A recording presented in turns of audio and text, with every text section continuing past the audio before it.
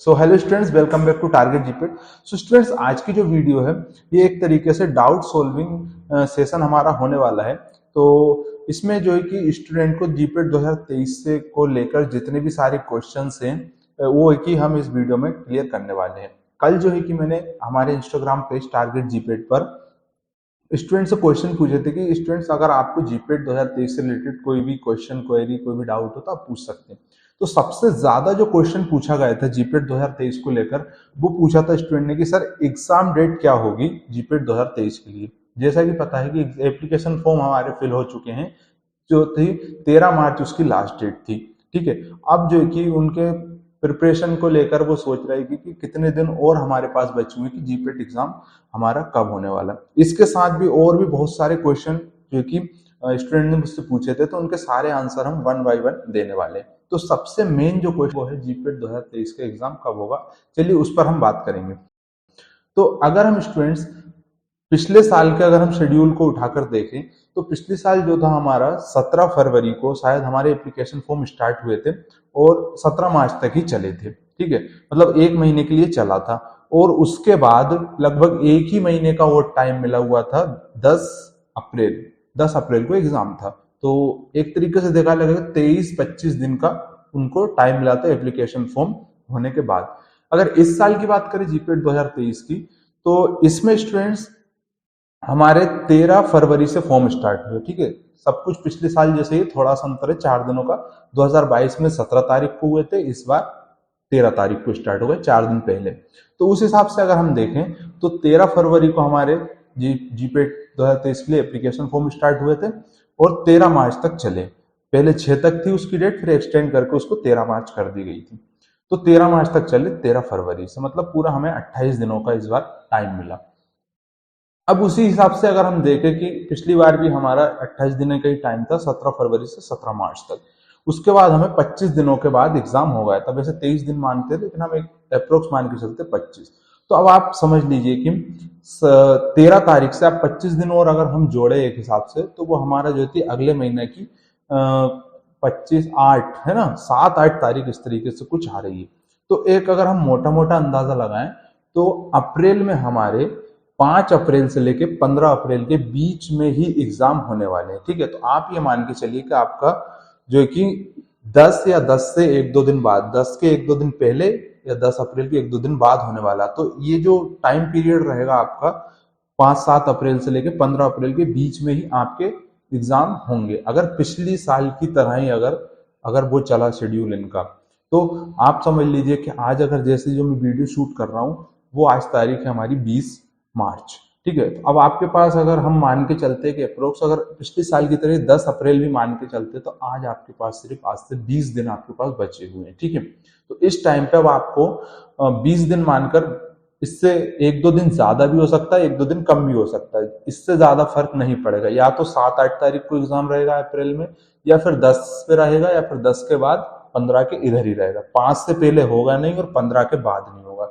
ये मैं मतलब अपने उस पिछले साल के शेड्यूल के बेस पर बोल रहा हूँ। ऐसा जरूर नहीं कि 100% ऐसा ही है, बट 90% चांस है कि आपके 5 अप्रैल से 15 अप्रैल के बीच, इन 10 दिनों के बीच में ही होगा आपका एग्जाम। वो 7, 8, 9, 10, 11, 12 किसी भी तारीख को हो सकता है। ठीक है, तो ये अब आप, उम्मीद है आपको एग्जाम से लेके डाउट क्लियर होगा एग्जाम होगा आपका अप्रैल में और 10 से पहले या 10 से या 10 के बाद, मतलब 10 दिनों के बीच में होगा, 5 से लेके 15, इस बीच में ही आपका एग्जाम होने वाला है। ठीक है, तो इसको लेकर मिस जायसवाल और उसके बाद हमारी ये पूछे थे सर्च फोर्स में, इन सब लोगों ने, बहुत सारे लोगों ने इस तरीके से क्वेश्चन पूछे हुए थे, है ना। आशीष, उसके बाद अभिनंदन, इस तरीके when exam date list, DRS Govardhan और उमेश उमेश गुस्कर, और उसके बाद हमारे पतलू प्लस रिस्पॉन्स।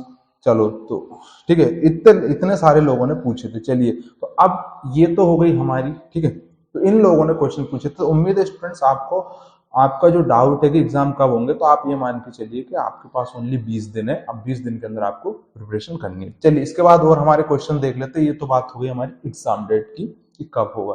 तो वो आपका 10 के बीच में ही होगा, 10 के आसपास, 10 अप्रैल के आसपास ही होने वाला है। ठीक है, जो कि आपके एग्जाम जो रहेंगे वो 10 के आसपास ही होने वाले हैं, फर्स्ट वीक में तो नहीं, सेकेंड वीक में आपके अप्रैल में हो जाएंगे। ठीक है, तो रैपिड रिवीजन आप स्टार्ट कर दीजिए।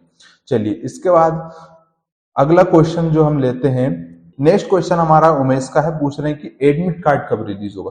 सो स्टूडेंट्स, एडमिट कार्ड का इसमें ऐसा सिस्टम है जीपेट में कि आपको 10 दिन पहले, जैसे कि मैं बता दूं, लगभग जो भी एग्जाम डेट रही, मान के चलिए आपकी एग्जाम डेट होती है 12 या 13, तो आपको उसके 10 दिन पहले 1 या 2 तारीख को आपको आपकी एग्जाम सिटी पता चल जाएगी और एग्जाम डेट पता चल जाएगी। इस अब ये नया तरीका आ गया है कि आपको एडमिट कार्ड अब पहले नहीं मिलेगा, एग्जाम के 2 या 3 दिन पहले आपको एडमिट कार्ड देखने को मिलेगा। उससे पहले 10 दिन पहले आपको आपकी सिटी, किस सिटी में आपका एग्जाम है और क्या डेट है वो आपको पता चल जाएगा। ठीक है, उसके बाद मतलब 10 दिन पहले तो आपको ये पता चल जाएगा कि आपका एग्जाम कब है और किस मतलब एग्जाम की सिटी कौन सी है। ठीक है, तो वो एक शॉर्ट एडमिट कार्ड आता है, डिटेल्ड एडमिट कार्ड नहीं आता, वो आपको 3 दिन पहले देखने को मिलेगा। तो वो आपको 1 या 2 या 3 तारीख को पता चल जाएगा कि आपकी सिटी और डेट क्या है। ठीक है, उसके बाद एडमिट कार्ड की अगर हम बात करें तो वो स्टूडेंट्स आपको एग्जाम के 3 दिन पहले मिलेगा देखने को। ठीक है, आप उससे पहले डाउनलोड नहीं कर पाएंगे, एग्जाम के 3 दिन पहले आप अपना एडमिट कार्ड डाउनलोड कर पाएंगे। ठीक है, ये हो गई एडमिट कार्ड की बात। चलिए, नेक्स्ट क्वेश्चन पूछा है पलटू कुछ भी हो। ठीक है, नेक्स्ट क्वेश्चन हमारा पूछा कॉन्ट्राइंडिकेशन ड्रग लिस्ट। सो आप एक काम करिए, चैनल पर जाकर विजिट करिए, यहाँ पर आपको प्रेगनेंसी में कौन सी ड्रग्स कॉन्ट्राइंडिकेटेड होती है, इसके अलावा एंटीडोट वगैरह सारी डिटेल आपको चैनल पर वीडियोस मिल जाएंगे, आप वहां पर देख सकते हैं। ठीक है, अगला क्वेश्चन है सुधा का। तो सुधा पूछती है qualifying marks for OBC student. तो ओबीसी स्टूडेंट के लिए क्या क्वालिफाइंग मार्क्स रहेंगे।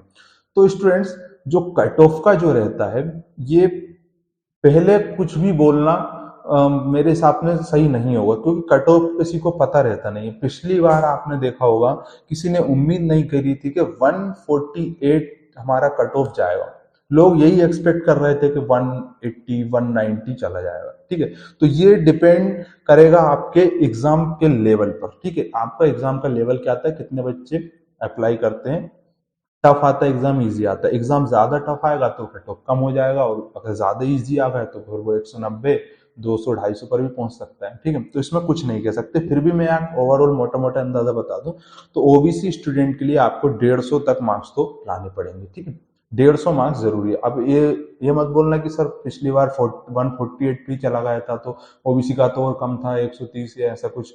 तो स्टूडेंट्स, वो पिछले साल था, इस बार कुछ भी हो सकता है, इसलिए मैक्सिमम आपको 150 मार्क्स तो मिनिमम आपको 150 मार्क्स तो आपको ओबीसी को लाना पड़ेगा, इतना आप तैयारी करके रखिए। ठीक है, चलिए, मिस्टर शोभित पूछ रहे हैं थेरापेटिक इफेक्ट ऑफ डाइजापाम। ठीक है, तो स्टूडेंट्स, मैंने 2023 जीपेट 2023 से रिलेटेड पूछा था, लेकिन ठीक है आपका क्वेश्चन। तो डाइजापाम जो होती है हमारी एक बेंजोडाइजापिन कैटेगरी की ड्रग होती है, जो कि सेडेटिव और हिप्नोटिक्स यूज की जाती है।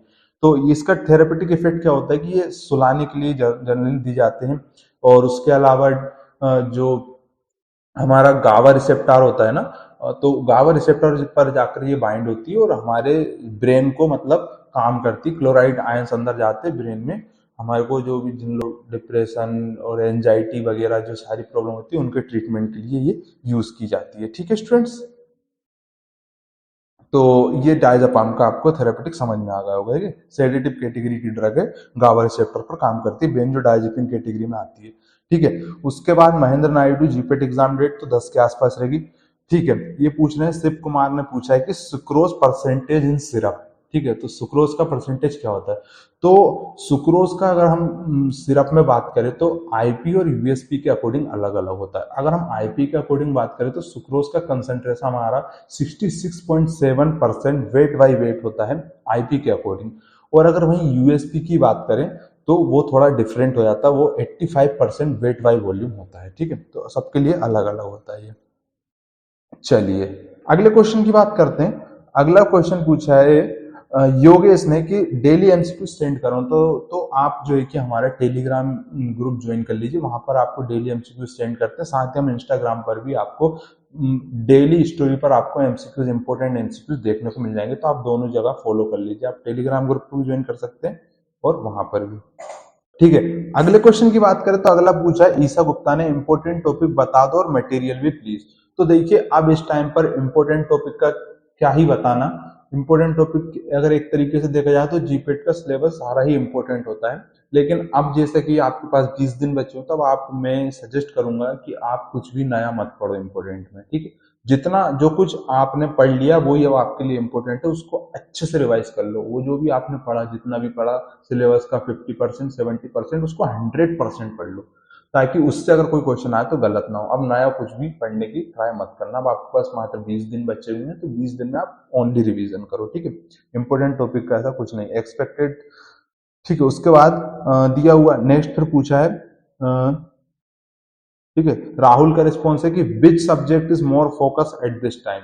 तो वो सब्जेक्ट जो कि आपने अभी पढ़े हैं, जिनकी रिवीजन बाकी है, उन पे सबसे ज्यादा फोकस करो। ठीक है, जो आपको अच्छे से आता हो, ठीक है, उसको 100% वो कर लीजिए कवर।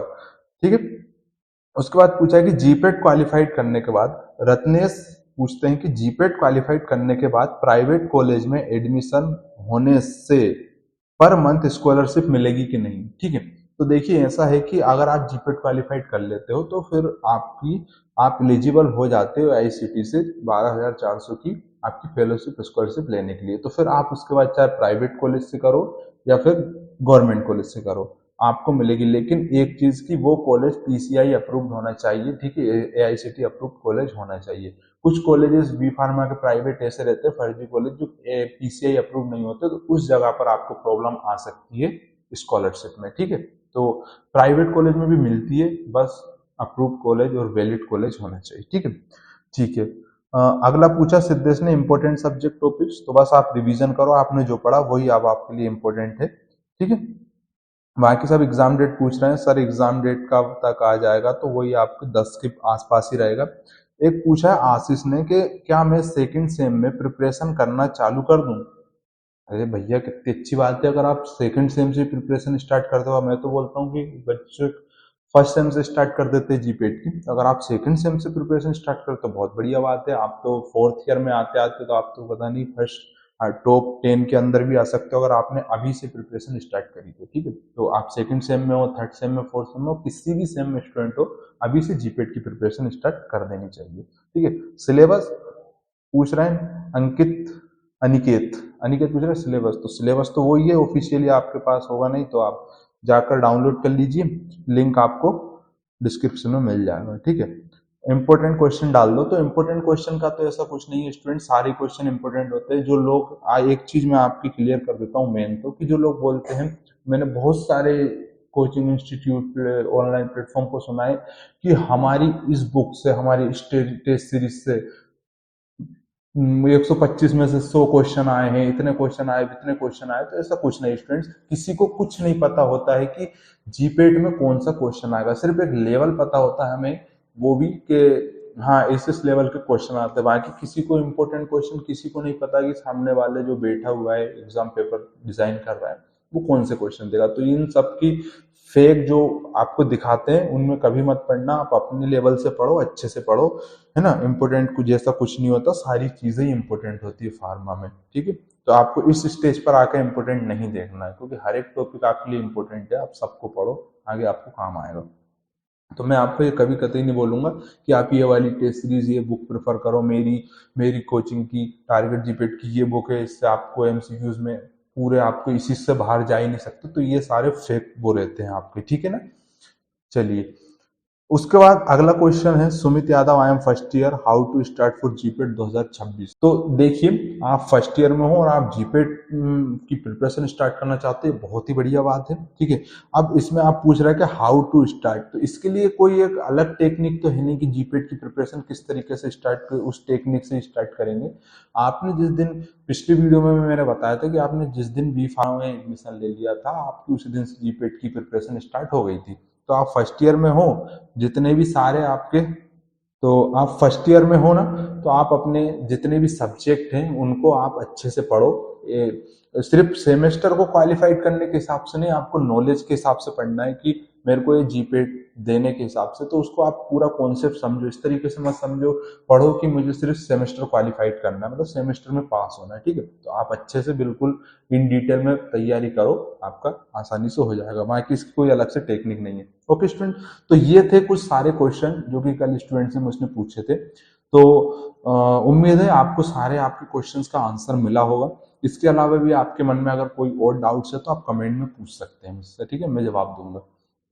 ओके स्टूडेंट, तो आपका जो सबसे बड़ा क्वेश्चन इस टाइम पे जीपेट 2023 एस्पिरेंट के लिए था कि एग्जाम डेट क्या है, तो वो आपकी 10 के आसपास ही, 10 अप्रैल के आसपास, क्योंकि पिछले साल के शेड्यूल के हिसाब से इस बार चल रहा है, ठीक है। कोई 2-4 दिनों का अंतर है, तो वही आप समझ लीजिए, या तो 6 तारीख या उधर 14 तारीख, ठीक है। तो इसी के आसपास में होने वाली है, तो आप अपने 20 दिन मानकर चलो आज से, और तैयारी में जुट जाओ, ठीक है।